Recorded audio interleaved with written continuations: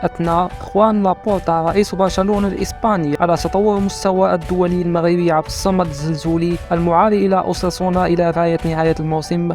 وقال لابورتا في تصريحات نقلتها موندو ديبورتيفو إنه تابع الزلزولي في مباراة سيلتا فيغو في الجولة 24 من الدوري الإسباني، وأعجب من المستوى الذي ظهر به، معتبرا أنه لاعب موهوب ويتطور بشكل سريع. وأوضح رئيس النادي الكاتالاني أن اللاعب المغربي سيعود إلى خوان غامبر بعد نهاية إعارته من أجل الاستفادة من خدماته وتعزيز الفريق الذي يحتاج إلى جناح هجومي بقيمته. وقال لابورتا: عبد سيعود، لقد شاهدت المباراة ضد سيلتا، إنه لاعب يحبه الجهاز الفني لبرشلونة وسيكون قيمة مضافة لا محالة. واستهافت مجموعة من الأندية على ضم لاعب الأسود، من بينها إشبيليا الإسباني وتشيلسي وولفرهامبتون الإنجليزيين. وكان الزلزولي قد وقع في كشوفات أوساسونا في آخر أنفاس الميركاتو الصيفي الماضي، قادما من برشلونة على سبيل الإعارة بحثا عن الاستفادة من لاعب دقائق أكثر لتطوير إمكانياته وفرض مكانته.